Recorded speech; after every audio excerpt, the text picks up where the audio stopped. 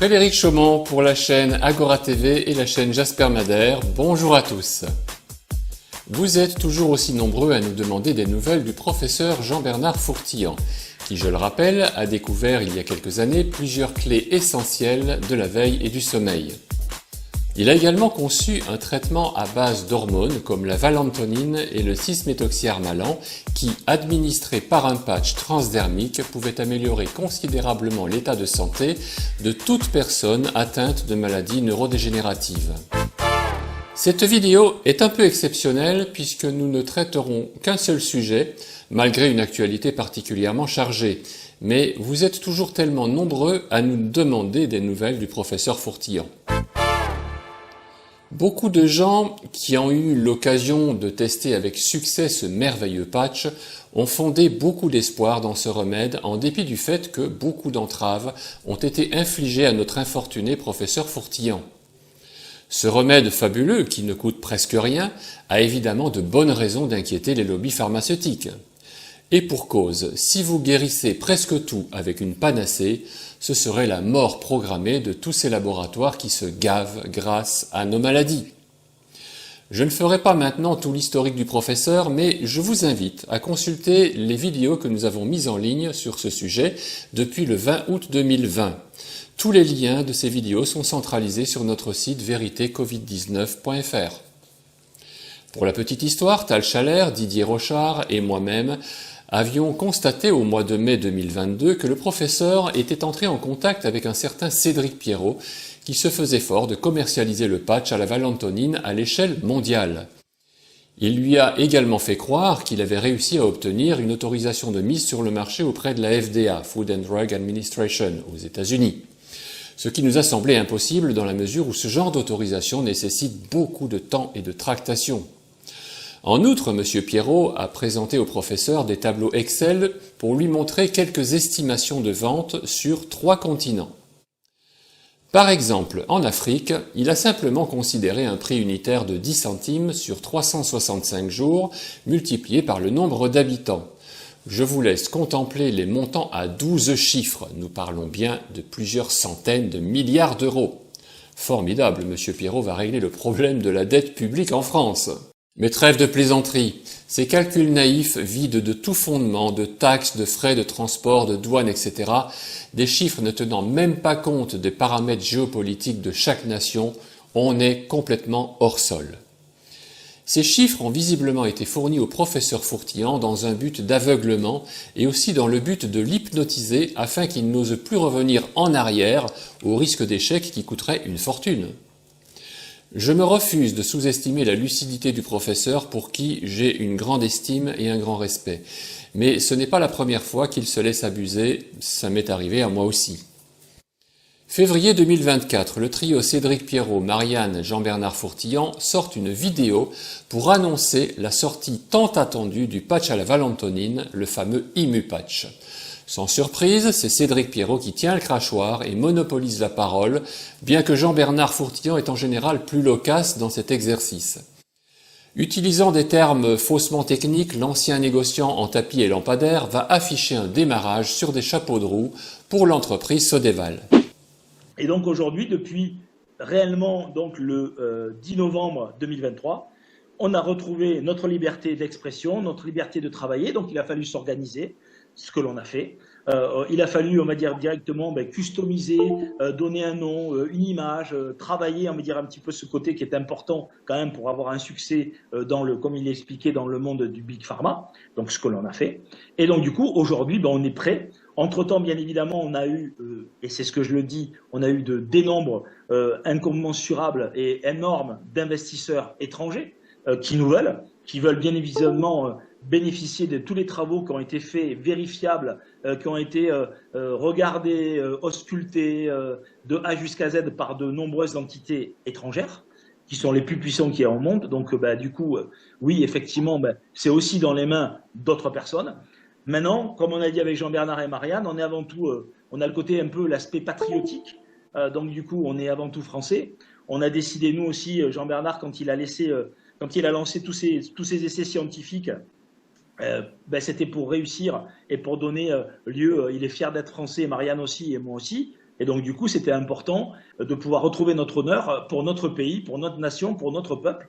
Et donc, c'était important pour nous de pouvoir donner une chance. Je vais dire peut-être que c'est la dernière, de redonner un petit peu, on va dire, la chance à ceux qui le veulent bien. Donc, on s'est organisé, on s'est schématisé, on a constitué une grosse équipe scientifique, une grosse équipe financière, juridique. Donc, on a vraiment tout de A jusqu'à Z, les meilleurs. Comme nous l'indique Cédric Pierrot, le nombre d'investisseurs se bouscule au portillon en nombre incommensurable. Il disposerait d'une importante équipe scientifique et juridique. C'est formidable, ça ne peut que marcher. Pourtant, aujourd'hui, 8 mois plus tard, la société Sodeval met en place un site commercial de précommande pour des patchs qui ne s'appellent plus ImuPatch mais Detox Patch. Est-ce qu'il s'agit toujours du même patch à la valentonine ou bien autre chose? On ne sait pas exactement. De plus, ce patch ne pouvant être vendu en catégorie médicament, il va être classé comme un complément alimentaire. Après tout, si ça permet de contourner les règles strictes de la FDA ou de la NSM, pourquoi pas? Nous savons que le patch est d'une totale innocuité. Selon la législation européenne, règlement CE numéro 1924-2006 et d'autres régulations, un complément alimentaire est généralement défini comme un produit destiné à compléter le régime alimentaire normal et qui est une source concentrée de nutriments ou d'autres substances ayant un effet nutritif ou physiologique. Les compléments alimentaires sont généralement pris par voie orale. Ce sont des comprimés, gélules, poudres ou liquides. Un patch transdermique, en revanche, délivre des substances par la peau, ce qui le positionne plutôt comme un produit pharmaceutique ou un dispositif médical selon la nature des ingrédients actifs ou leur mode d'action. Et là, nous sommes dans un flou juridique que le gouvernement français pourra toujours mettre à son avantage, puisqu'ils défendent les lobbies pharmaceutiques qui les payent pour ça. Quoi qu'il en soit, le nombre incommensurable d'investisseurs dans la société Sodeval va quand même contraindre le numéro 2 de la DGSE à proposer le patch en précommande. Finalement, le nombre d'investissements n'était peut-être pas incommensurable. Cela signifie que l'on peut d'ores et déjà payer un abonnement de 1 mois ou de 1 an pour un patch qui n'est pas encore disponible. Et ce n'est que plus tard que vous seriez livré ou pas. Dans ce type de démarche, il est donc très important de consulter les conditions générales de vente, qui sont obligatoirement présentes dans n'importe quel site internet commercial. Nous allons donc un peu éplucher ces conditions générales de vente. Le lien est tout en bas dans le site et bien discret, CGV, conditions générales de vente. La première chose que nous avons pu constater en lisant ce document en ligne, c'est qu'il contenait beaucoup de fautes d'orthographe et de fautes de grammaire. C'est donc certainement Cédric Pierrot qui l'a rédigé. Ce n'est pas une critique, mais pour nous c'est une signature. Et puis, il faut reconnaître que les fautes d'orthographe, ça ne fait pas très sérieux sur un site qui se veut professionnel. En plus, dans la vidéo de février, M. Pierrot avait indiqué qu'ils avaient une grosse équipe scientifique et juridique. Ils auraient pu les mettre à contribution, surtout si M. Pierrot est fâché avec la grammaire. Mais passons aux choses sérieuses. Que voit-on dans l'article 8 ? La société Sodeval conserve la propriété des produits jusqu'au paiement intégral, ce qui signifie que même après la livraison, le client ne possède pas les biens tant qu'ils ne sont pas complètement payés. Cela peut créer des complications en cas de cessation de paiement ou de liquidation. Cette disposition est abusive. Dans l'article 9, Sodeval ne sera pas responsable des retards de livraison, ce qui signifie que les clients ne peuvent pas réclamer de compensation. Cela peut avoir des conséquences financières pour les clients qui dépendent de ces produits pour leur santé et donc pour leur activité. Cette disposition est elle aussi abusive. Dans l'article 10, Sodeval n'est pas responsable en cas de force majeure, ce qui pourrait les exonérer de toute responsabilité, même en cas de manquement à des obligations contractuelles sans que les clients aient le moindre recours. Cette disposition est abusive. Article 13. La responsabilité de Sodexo est limitée au montant des sommes versées pour l'achat des produits, ce qui pourrait laisser le client sans recours en cas de dommages significatifs ou de pertes importantes. Passons à l'article 14. Le traitement des données personnelles est sous la responsabilité du client, qui doit donc s'assurer de la conformité aux lois. En cas de non-respect, le client pourrait être tenu d'indemniser des tiers, ce qui peut avoir des conséquences juridiques sérieuses. L'article 15, celui-là, il fait mal, aux clients seulement. Les clients qui précommandent acceptent d'investir dans un produit qui n'est pas encore disponible, ce qui indique un risque financier. De plus, Sodexo se réserve le droit de ne pas rembourser le client si le délai de livraison excède 6 mois. Très clairement, si Sodexo ne livre pas dans les 6 mois, eh bien vous en serez pour vos frais, sans aucun recours. Cette disposition est vraiment abusive. Article 16. Tout litige doit être porté devant les tribunaux de Tarragone, en Espagne, ce qui pourrait désavantager les clients qui ne résident pas dans cette localité, rendant le processus de résolution des litiges plus difficile et surtout plus coûteux. Article 17. La soumission à la loi espagnole et l'exécution de la CISG peuvent restreindre les protections dont bénéficieraient les clients dans d'autres juridictions, ce qui pourrait limiter leurs droits en cas de litige. Je précise que la CISG, en français, c'est la Convention des Nations Unies sur les contrats de vente internationale de marchandises.